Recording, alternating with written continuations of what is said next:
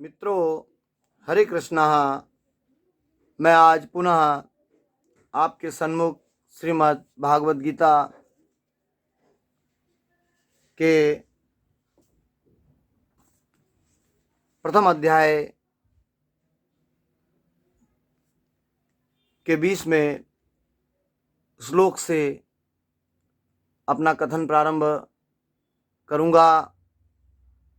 उससे पूर्व एक छोटी सी लीला प्रभु श्री कृष्ण की आपके सन्मुख रखना चाह रहा हूं। आनंद लीजिएगा।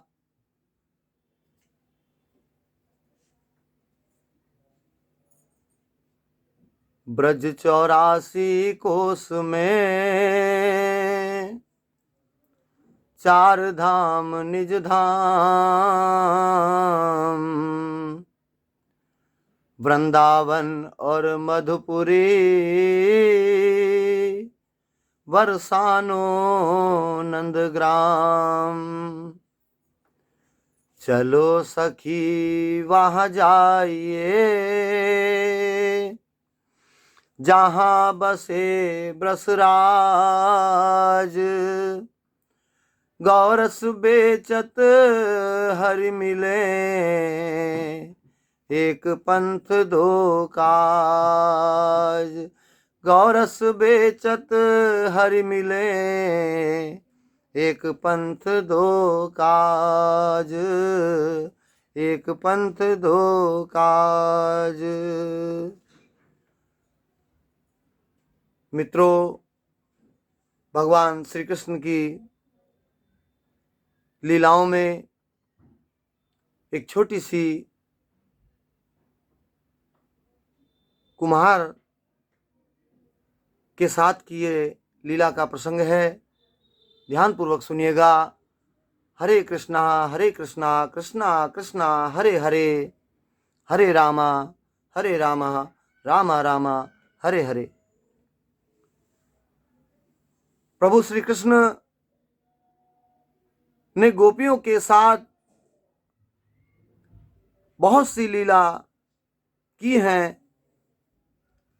भगवान श्री कृष्ण गोपियों की मटकियां फोड़ते, माखन चुराते और गोपियां श्री कृष्ण का उनको उलाहना लेकर के यशोदा मैया के पास जाती।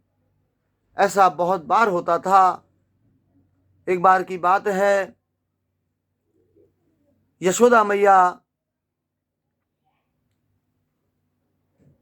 प्रभु श्री कृष्ण की उलाहनाओं से तंग आ गईं और छड़ी लेकर के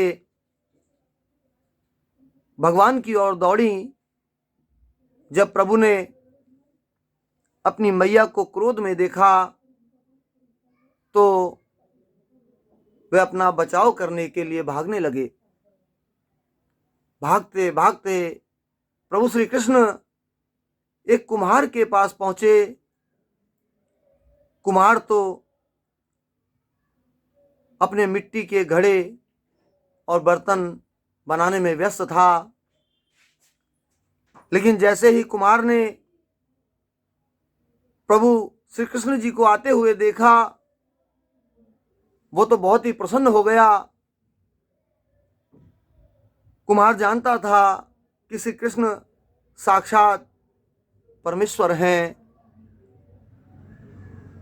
तब प्रभु ने कुम्हार से कहा कि कुम्हार जी, आज मेरी मैया मुझ पर बहुत क्रोधित है और मैया छड़ी लेकर के मेरे पीछे आ रही है, और भैया जी आप मुझे कहीं छुपा लीजिए।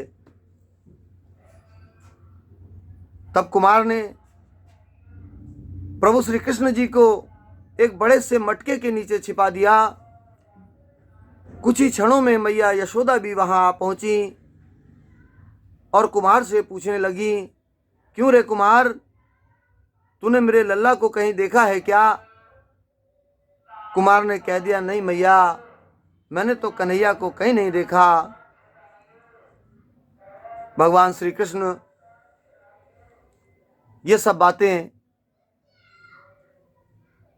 बड़े से घड़े के नीचे से छुप करके सुन रहे थे। थोड़ी देर में मैया तो वहां से चली गई। अब प्रभु श्री कृष्ण कुमार से कहते हैं, कुमार जी, यदि मैया चली गई है तो मुझे इस घड़े से बाहर निकालो। कुमार बोला, प्रभु जी, ऐसे नहीं, ऐसे मैं आपको बाहर नहीं निकालूंगा। पहले आप मुझे 84 लाख योनियों के बंधन से मुक्त करने का वचन दीजिए। कुमार ने अपनी शर्त भगवान श्री कृष्ण के सन्मुख रख दी। भगवान श्री कृष्ण मुस्कुराए और कहा, ठीक है, मैं तुम्हें 84 लाख योनियों से मुक्त करने का वचन देता हूं, अब तो मुझे बाहर निकाल दो भैया। कुमार कहने लगा, मुझे अकेले नहीं प्रभु जी, मेरे परिवार के सभी लोगों को भी 84 लाख योनियों के बंधन से मुक्त करने का वचन दोगे तो मैं आपको इस घड़े से बाहर निकालूंगा। भगवान श्री कृष्ण प्रभु जी कहते हैं, चलो जी ठीक है, उनको भी 84 लाख योनियों के बंधन से मुक्त होने का मैं वचन दे देता हूं, अब तो मुझे घड़े से बाहर निकालो। कुमार कहता है, बस प्रभु जी, एक छोटी सी विनती और है, उसको भी पूरा करने का वचन दे दीजिए तो मैं आपको इस घड़े से बाहर निकाल दूं। भगवान उवाचः, भगवान बोले, वो भी बता दो, क्या कहना चाहते हो। कुमार कहने लगा, प्रभु जी, जिस घड़े के नीचे आप छुपे हो उसकी मिट्टी मेरे बैलों के ऊपर लाद के लाई गई है, मेरे इन बैलों को भी 84 के बंधन से मुक्त करने का वचन दे दीजिए। भगवान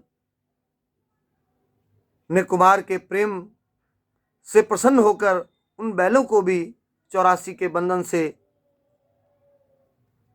मुक्त होने का वचन दे दिया। अब तो कुमार की इच्छाएं बढ़ती गईं। कुमार कहता है, अभी नहीं भगवान, बस एक अंतिम इच्छा और है, उसे भी आप यदि पूर्ण कर दें तो अति कृपा होगी। और वो मेरी इच्छा ये है कि जो भी प्राणी हम दोनों के बीच के संवाद को सुनेगा उसे भी आप 84 लाख योनियों के बंधन से मुक्त करोगे। बस ये वचन मुझे दे दो तो मैं आपको इस घड़े से बाहर निकाल दूं। बोलिए श्री वृंदावन बांके बिहारी लाल की जय। कुमार की प्रेम भरी बातों को सुनकर प्रभु श्री कृष्ण बहुत खुश हो गए और कुमार की इस इच्छा को भी पूर्ण करने का वचन दे डाला।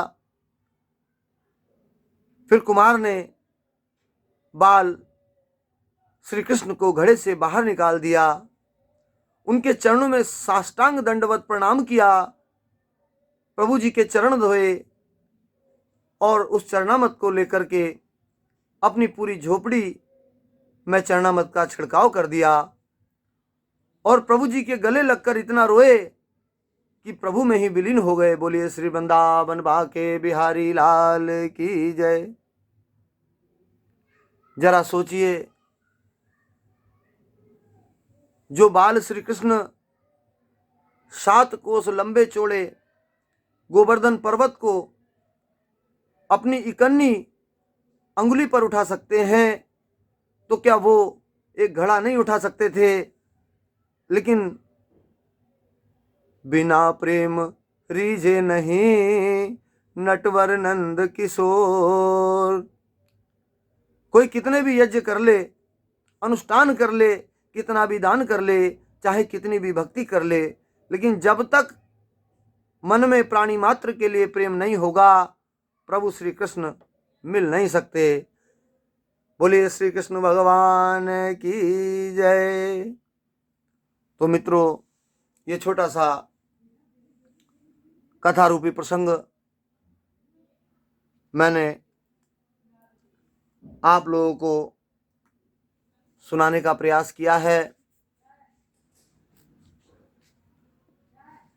और कल जहां हमने अपनी वाणी को विराम प्रथम अध्याय के 19वें श्लोक पे दिया था, आज 20वें श्लोक से हम उसको प्रारंभ करेंगे। प्रथमो अध्याय प्रारंभ। अत्यवस्थितान् दृष्ट्वा धार्तराष्ट्रान् कपिध्वजः प्रवृत्ते शस्त्र संपाते धनुरुद्यम्य पांडवा ऋषिकेशं तदा वाक्यं मिदमाह महीपते। अथ तत्पश्चात व्यवस्थितान् स्थितः दृष्ट्वा देखकर धृतराष्ट्र के पुत्रों को कपिध्वजः जिसकी पताका पर हनुमान जी अंकित हैं, प्रवृत्ते कटिबद्ध शस्त्र संपाते बाण चलाने के लिए धनुष उदम्य ग्रहण करने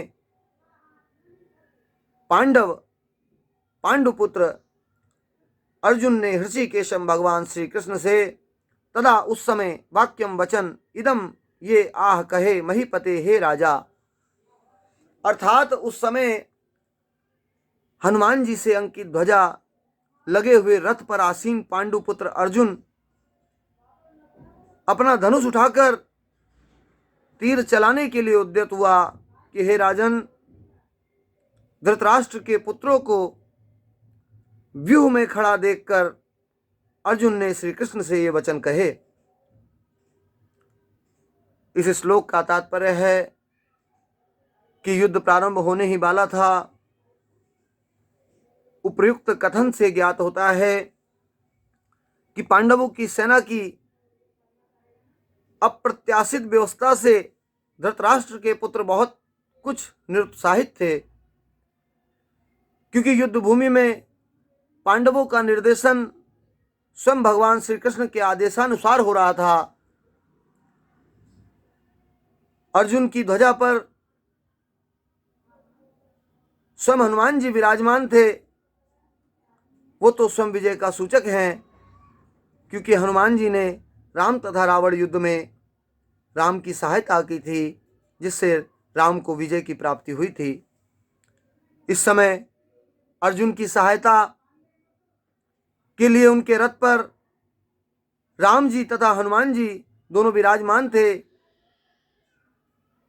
भगवान कृष्ण साक्षात राम हैं, और जहाँ भी राम रहते हैं वहाँ उनका नित्य सेवक हनुमान स्वयं उपस्थित हो जाता है तथा उनकी नित्य संगिनी वैभव की देवी सीता उपस्थित रहती है। अतः अर्जुन के लिए किसी भी शत्रु से भय का कोई कारण नहीं था।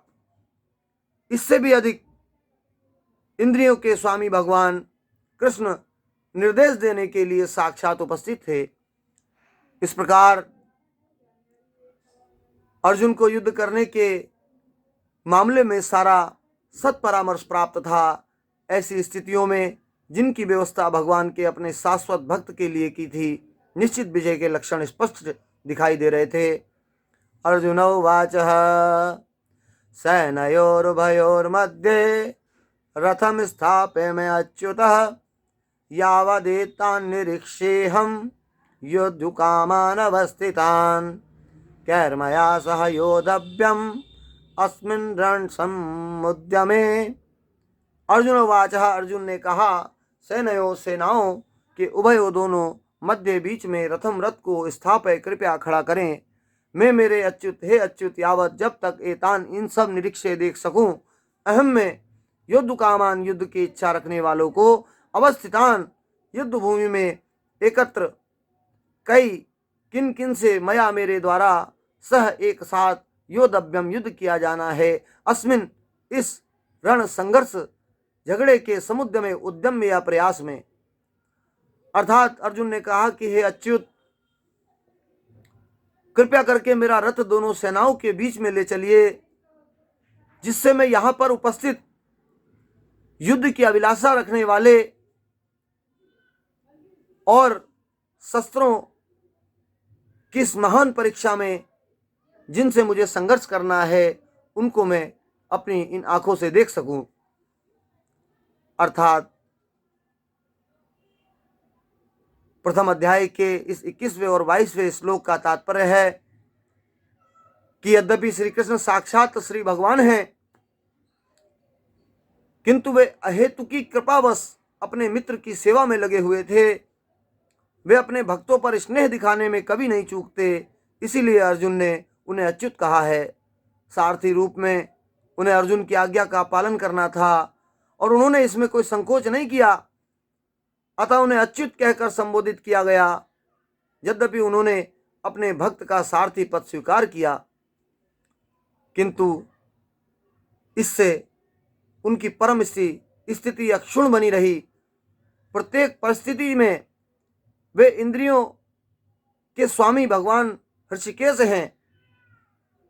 भगवान तथा उनके सेवक का संबंध अत्यंत मधुर एवं दिव्य होता है। सेवक स्वामी की सेवा करने के लिए सदैव उद्यत रहता है और भगवान भी भक्त की कुछ ना कुछ सेवा करने की कोशिश में लगे रहते हैं। वे इसमें विशेष आनंद का अनुभव करते हैं और वे स्वयं आज्ञादाता न बने, अपितु उनके शुद्ध भक्त उन्हें आज्ञा दें। चूंकि वे स्वामी हैं, अतः सभी लोग उनके आज्ञा पालक हैं और उनके ऊपर उनको आज्ञा देने वाला कोई नहीं है। किंतु जब वे देखते हैं कि उनका शुद्ध भक्त आज्ञा दे रहा है, तो उन्हें दिव्य आनंद प्राप्त होता है। यद्यपि वे समस्त परिस्थितियों में अच्युत रहने वाले हैं। भगवान का शुद्ध भक्त होने के कारण अर्जुन को अपने बंधु बांधवों से युद्ध करने की तनिक भी इच्छा नहीं थी, किंतु दुर्योधन द्वारा शांतिपूर्ण समझौता न करके हठ धर्मिता पर उतारू होने के कारण उन्हें युद्ध भूमि में आना पड़ा। अतः वो ये जानने के लिए अत्यंत उत्सुक था कि युद्ध भूमि में कौन कौन से अग्रणी व्यक्ति उपस्थित हैं। यद्यपि युद्ध भूमि में शांति प्रयासों का कोई प्रश्न नहीं उठता, तो भी वे उन्हें फिर से देखना चाह रहा था और वो ये देखना चाह रहा था कि वे इस अवांछित युद्ध पर किस हद तक तुले हुए हैं। यो तस्य मानानवेक्षेऽहं य एते अत्र समागता धार्तराष्ट्रस्य दुर्बुद्धेर् युद्धे प्रियचिकीर्षवः। यो तस्य मानाना, युद्ध करने वालों को, अवेक्षे देखूं, अहम मैं, ये जो, अते वे, अत्र यहाँ, समागता एकत्र, धार्तराष्ट्र से, धृतराष्ट्र के पुत्र की, दुर्बुद्धि, युद्ध में प्रिय, मंगल भला, चिकीर्षवा चाहने वाले। मुझे उन लोगों को देखने दीजिए जो यहाँ पर धृतराष्ट्र के दुर्बुद्ध पुत्र दुर्योधन को प्रसन्न करने की इच्छा से लड़ने के लिए आए हुए हैं। इस प्रथम अध्याय के 23वें श्लोक का तात्पर्य यह है कि यह सर्वविदित था कि दुर्योधन अपने पिता धृतराष्ट्र की साठगांठ से पापपूर्ण योजनाएं बनाकर पांडवों के राज्य को हड़पना चाहता था। अतः जिन समस्त लोगों ने दुर्योधन का पक्ष ग्रहण किया था, वे उसी के समानाधर्मा रहे होंगे। अर्जुन युद्ध प्रारंभ होने के पूर्व ये तो जान ही लेना चाहता था कि कौन कौन से लोग आए हुए हैं, किंतु उनके समक्ष समझौता का प्रस्ताव रखने की उसकी कोई योजना नहीं थी। यह भी तथ्य था कि उनकी शक्ति का, जिसका उसे सामना करना था, अनुमान लगाने की दृष्टि से उन्हें देखना चाह रहा था। यद्यपि उसे अपनी विजय का विश्वास था, क्योंकि स्वयं भगवान प्रभु श्री कृष्ण उसके बगल में विराजमान थे। इति शम। मित्रों, आज का प्रसंग श्रीमद् भगवद गीता यथारूप का प्रथम अध्याय के 23वें श्लोक पर विराम आज के प्रसंग को देते हैं। कल पुनः मैं आपके सन्मुख प्रभु की एक नई लीला और श्रीमद् भगवत गीता के कुछ श्लोकों की व्याख्या और तात्पर्य के साथ जुड़ूंगा। और आप लोगों से मेरा निवेदन है कि आप इसको नित्य प्रति देखें और प्रयास करें कि मुझे फॉलो कर सकें। पंडित जी ऑनलाइन चैनल के माध्यम से आप इसे नित्य प्रति सुन सकते हैं। मैं आपका मित्र पंडित प्रेमचंद वशिष्ठ। हरे कृष्णा कृष्णा कृष्णा हरे हरे, हरे रामा रामा रामा हरे हरे।